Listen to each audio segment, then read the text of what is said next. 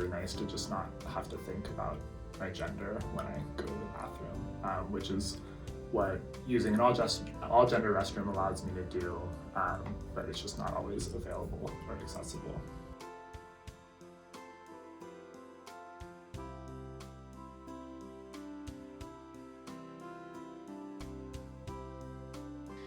Yeah, I mean, the feeling of going into a gendered restroom is pretty consistent across the board, as I am actively telling a lie.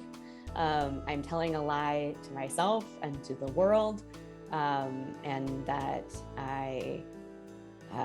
so telling a lie and then also feeling unsafe, that I'm kind of choosing between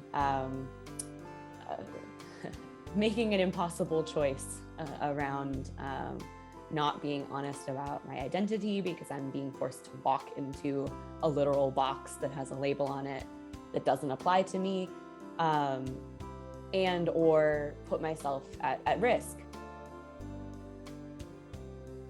In the minds of people who are also there, or the minds of people who might see me using that gendered restroom, it,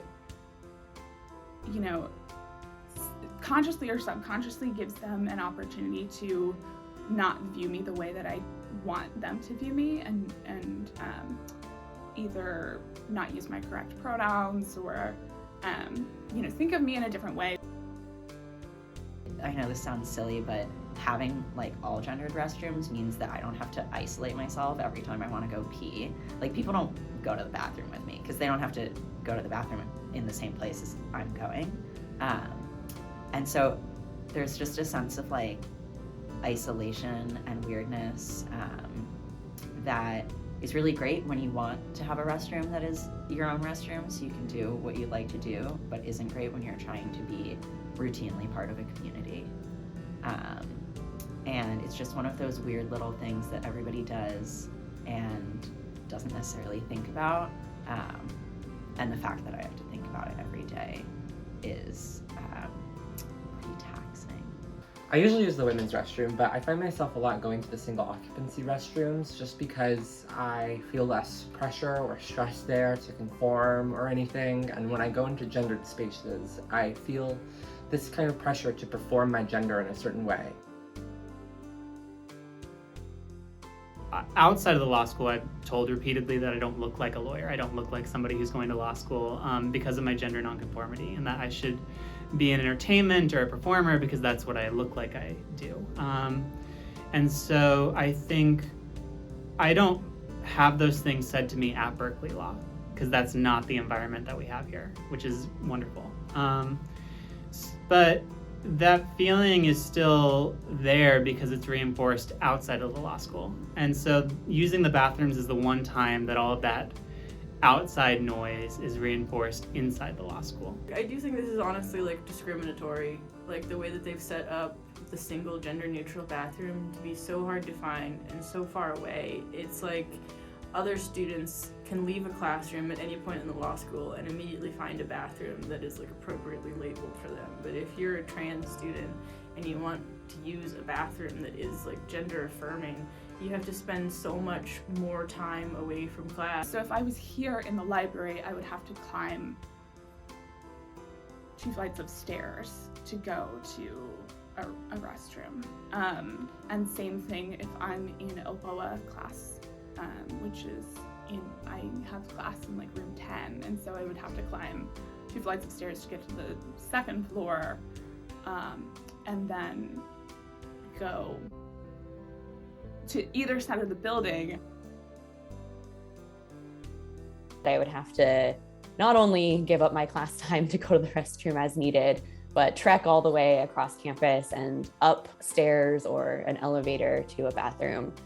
Was just not feasible. It just wasn't going to happen because I cared too much about my education.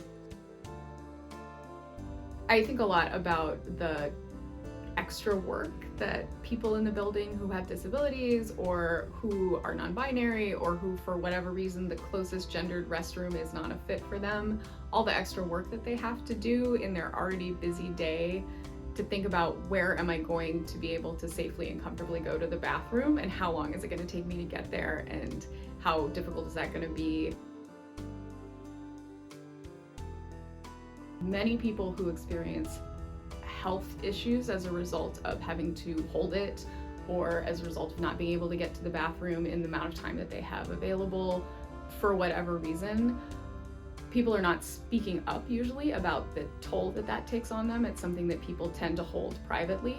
I'm also disabled and I deal with a lot of chronic fatigue and use the restroom often. So having that be something that was like quick and accessible the way that other people often can just walk into a restroom on the first floor, I think would like tangibly give me more time in class, give me more time to do my work, not be as taxing on my body, and emotionally make me feel like Berkeley actually wanted me to be able to succeed at school. As more and more people find comfort with their own gender and expressing it in a way that feels comfortable to them, more and more trans and non-binary students are going to be out on the campus of Berkeley Law. We're going to have more trans and non-binary staff members, professors, and I think it's important to be forward-thinking in trying to be inclusive toward them. So it's not just about a few students, it's a lot of people from a large cross-section of our law community who want this initiative to happen. We should assume that there is a tip of the iceberg situation going on here where we're hearing about the discomfort that certain people are experiencing, and there's much more beneath the surface, and we need to understand that and widen our empathy to recognize that we're not hearing the full picture. I'm part of the Berkeley Law community. I'm part of the Berkeley Law community. I'm part of the Berkeley Law community. I'm part of the Berkeley Law community, and I support. I support. And I support. And I am in support.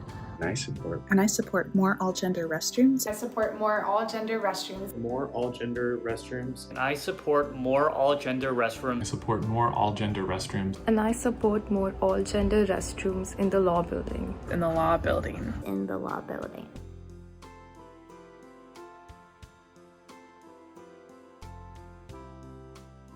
It would also mean a lot of support from the law school, and knowing that there's explicit support for trans and especially non-binary and gender non-conforming students would really mean a lot to me personally, and I'm sure to many other students. It would show that we're explicitly supported and cared about and seen, and not just an afterthought. Just a visible sign of inclusion.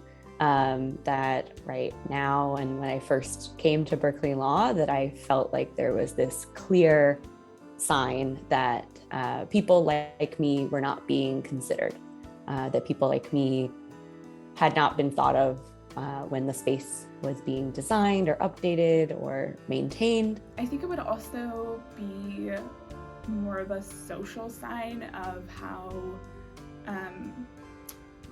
the law school and the law community here wants to include people like me, and wants us to be here. Because sometimes, I do feel like I have a place here, but it is almost an afterthought. I know for me, it would be beyond worth it. And I know that this school really cares about investing in students, and I think this would be a really great way to put the school's money where its mouth is and make some changes for the better. Trans and non-binary people already face so many uphill battles, and just like being seen and being acknowledged and being included in spaces, and this is like a really small step towards that goal, but a really important one.